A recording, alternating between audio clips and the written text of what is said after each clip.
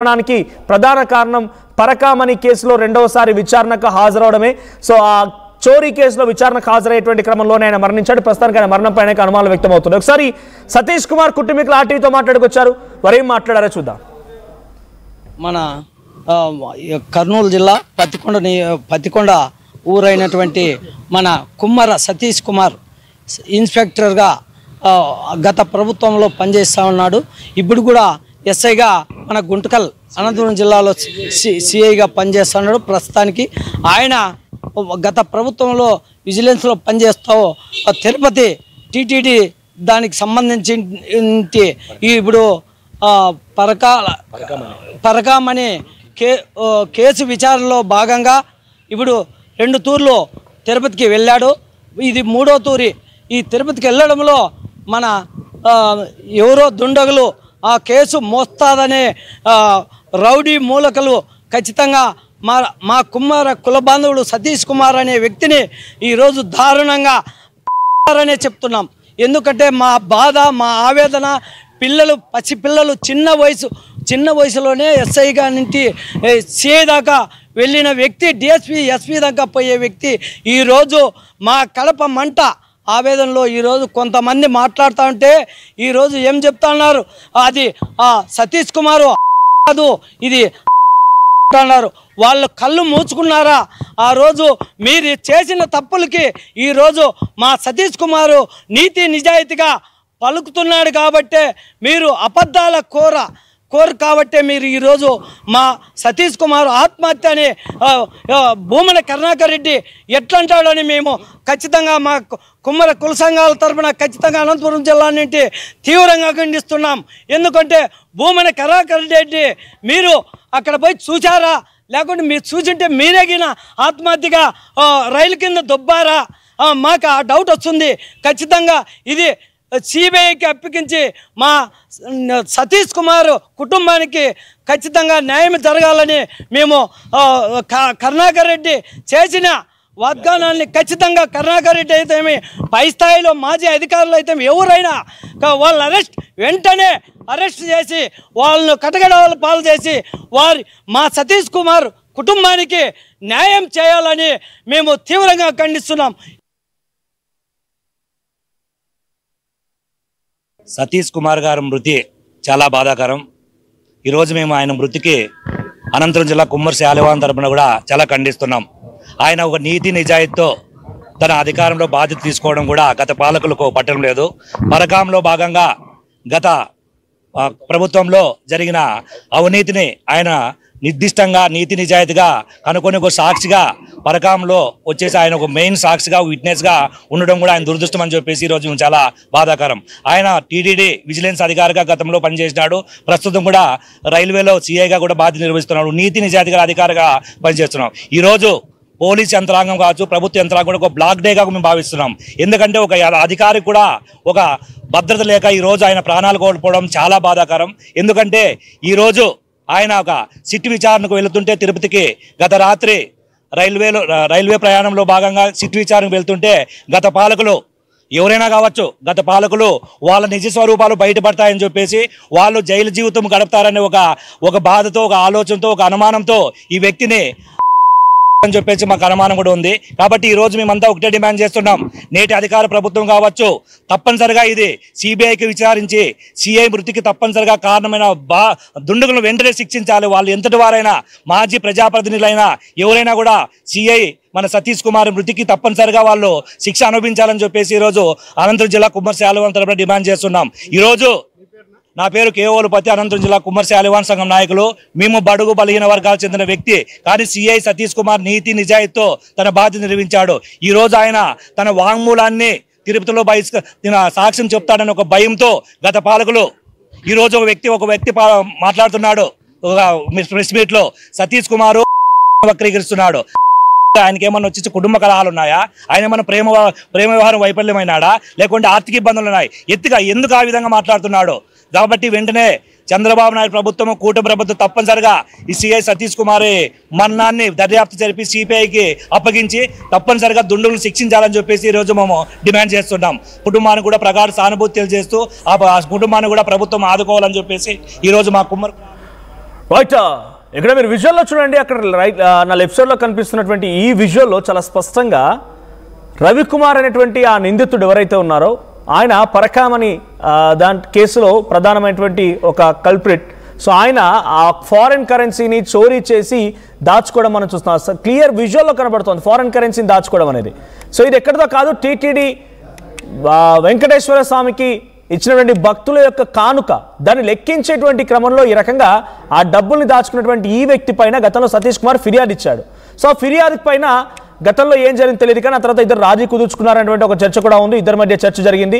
So ఆ తర్వాత మరి రవికుమార్పై ఎటువంటి యాక్షన్ తీసుకున్నారు అనేటువంటి క్వశ్చన్ రైజ్ అయినప్పుడు రవికుమార్ని డైరెక్ట్గా ఆయనని అక్కడి నుంచి తొలగించారు. ఆ తర్వాత ఆయనకు సంబంధించి దాంట్లో డబ్బుల్లో ఆయన ఆస్తులో నుంచి సగం టీటీడీకి అటాచ్ చేశారు.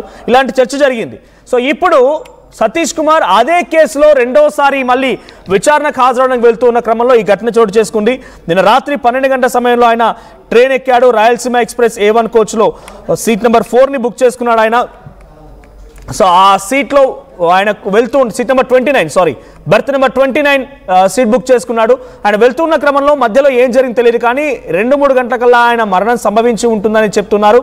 సో తెల్లవారుజామున కొంతమంది అక్కడికి వెళ్ళి చూసేసరికల్లా అక్కడ అంటే జనరల్గా చూసినట్టు కొంతమంది స్థానికులు ఆ మృతదేహానికి సంబంధించిన విషయం పైన పోలీసులకు సమాచారం ఇస్తే వెళ్ళి చూస్తే ఆ మృతదేహాన్ని పోస్ట్ మార్టం చేసిన తర్వాత ఇప్పుడు అసలు విషయం బయటపడింది. ఆయన తల వెనుక భాగంలో గొడ్డలితో ఆయనని దాడి చేసినట్టుగా ఒక ఆనవాళ్ళు, వెముకలన్నీ విరిగిపోయినటువంటి ఆనవాళ్ళు. ఫస్ట్ టైం నాకు తెలిసి ఒక మృతదేహాన్ని పూర్తిగా స్కాన్ కూడా చేశారంట.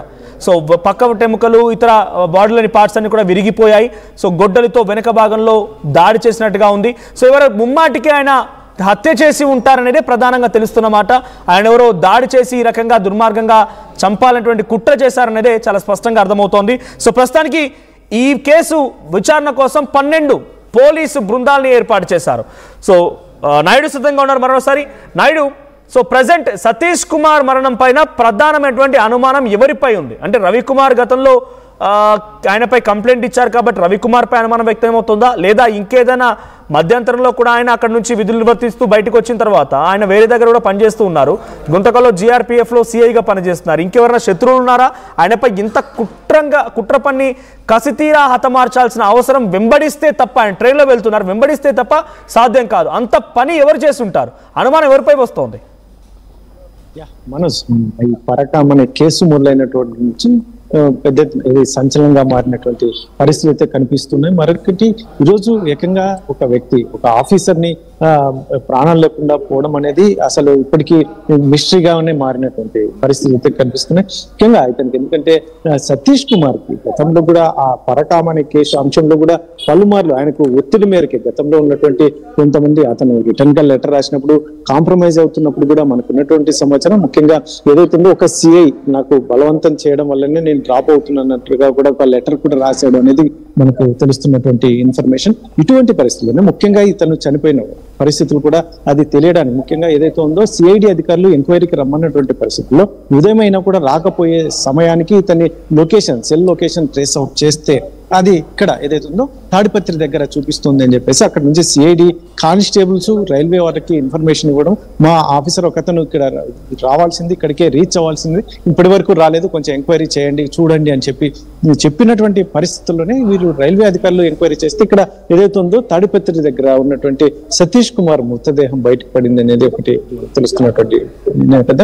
ముఖ్యంగా ఎందుకంటే తను ట్రైన్ ఎక్కిన దాదాపు 2 గంటల లోపే విగత జీవిగా మారడం అనేది కూడా సంచలనంగా మారినటువంటి పరిస్థితులు ఉన్నాయి. మరి మొత్తం మీద అధికారులు అయితే మాత్రం దీన్ని దాదాపు 12 బృందాలుగా విడిపోయి దీన్ని ఎంక్వైరీ చేస్తున్నటువంటి పరిస్థితులు ఉన్నాయి. ముఖ్యంగా ఈ రోజు CID అది ఏదైతే ఉందో DIG అయ్యారు కూడా ఇక్కడ అనంతపూర్ చేరుకున్నారు. అనంతపూర్ లో ఇక్కడ ఉన్నతాధికారులతో కూడా సమావేశాలు, డాక్టర్ల బృందం కూడా ఇప్పుడు గెస్ట్ హౌస్ కి చేరుకుంది. మరి ఏం జరుగుతుంది పూర్తి వివరాలు బయటకు రావాలంటే ఫస్ట్ ఆఫ్ ఆల్ మనకు PM రిపోర్ట్ అనేది కూడా బయటకు వస్తేనే పూర్తి వివరాలు తెలుస్తాయని చెప్పేసి ఇక్కడ ఉన్నతాధికారులు అయితే అధికారుల నుంచి మనకి తెలుస్తున్నటువంటి సమాచారం. మరి ఈ అధికారులు ఏం చేయబోతున్నారు, అందులో CID అక్కడికి వెళ్ళి మొత్తం అంతా బృందం అంతా కూడా స్పాట్ ని సంఘటన స్థలాన్ని కూడా పర్యవేక్షణ ఆకాంక్షించే పరిస్థితులు కనిపిస్తున్నాయి. ముఖ్యంగా కుటుంబ సభ్యులను కూడా, ఎందుకంటే ఈరోజు ఇప్పటికే కర్నూలు జిల్లా పత్తికొండకు సతీష్ కుమార్ ఏదైతే బాడీ అక్కడికి చేరినటువంటి నేపథ్యం, అది క్రిమియేషన్ అంత్యక్రియలు జరిగిన తర్వాత కుటుంబ సభ్యులను కూడా విచారించే అవకాశం ఉంది. ఎందుకంటే వారికి గతంలో ఏదైనా చెప్పాడా, నాకు థ్రెట్ ఉందని కానీ, లేదంటే పలాని వ్యక్తుల దగ్గర నుంచి నాకు ఈ రకమైన అంశాలు ఉన్నాయని ఏదైనా షేర్ చేసుకున్నాడు భార్యతో కావచ్చు, లేదంటే వాళ్ళ తల్లితో కావచ్చు, ఇటువంటివన్నీ కూడా వారి కుటుంబాన్ని కూడా ప్రశ్నించే అవకాశం ఉంది. ముఖ్యంగా ఎందుకంటే ఈ క్రిమియేషన్ తర్వాత ఆ కుటుంబంతో ఉన్నతాధికారులు కూడా సమావేశమయ్యే అవకాశం ఉంది. ఈ రోజు మధ్యాహ్నం లోపు సతీష్ కుమార్ అంత్యక్రియలు ముగిసే పరిస్థితుంది. కాబట్టి ఇప్పటికే ఏర్పాట్లు జరుగుతున్నాయి. కర్నూలు జిల్లా పత్తికొండలో అయితే మాత్రం వారి బంధువులంతా పెద్ద ఎత్తున చేరుతున్నారు. కాబట్టి ఇదంతా చూస్తే మొత్తానికి పోస్ట్ మార్టం రిపోర్ట్ తర్వాత కూలంకషంగా అనేక అంశాలు బయటకు వచ్చే అవకాశం ఉంది. కాబట్టి ఇతను చనిపోయిన సమయంలో ఫ్రాక్చర్స్, ఇప్పటికైతే ఫ్రాక్చర్స్ లేవంటున్నారు. అయితే ఎప్పుడు లేనటువంటి బాడీకి స్కాన్ కూడా చేసినటువంటి పరిస్థితి, గతంలో ఏ కేసులోనూ ఇటువంటి పరిస్థితులు లేవు. ఈ రోజు అయితే మాత్రం చనిపోయినటువంటి బాడీకి స్కాన్ చేశారు. మరి ఇవన్నీ కూలంకషంగా బయటికి వస్తే తప్ప అది ఏం జరిగింది, ఇతనికి థ్రెట్ ఎలా ఉంది, ముఖ్యంగా తిరుపతికి బయలుదేరినప్పుడు ఎవరికైనా చెప్పి, ఎప్పుడు బయలుదేరుతున్నాను నేను ఇన్ని గంటలకు వస్తానని ఎవరికైనా చెప్పాడా, మరి ఎవరెవరు వస్తున్నామని చెప్పారు, ఇటువంటివన్నీ కూడా కీలకంగా మారే అవకాశం ఉంది. Manoj right, thank you Naidu.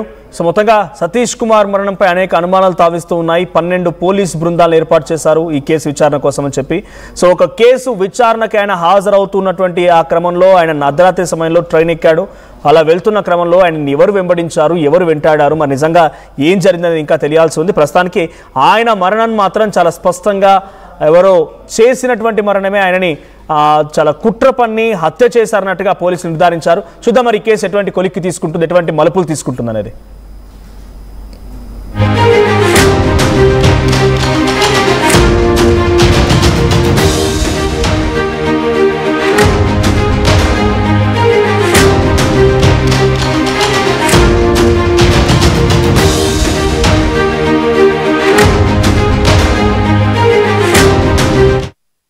IT career కోసం చూస్తున్నారా? నాన్ ఐటీ నుంచి ఐటీకి మూవ్ అవ్వాలనుకుంటున్నారా? అయితే సమాధానం coding tutor. Local to global news at your fingertips. మీ చేతిలో ఒక ఆయుధం. Download Raw TV app. Media legend Ravi Prakash is back.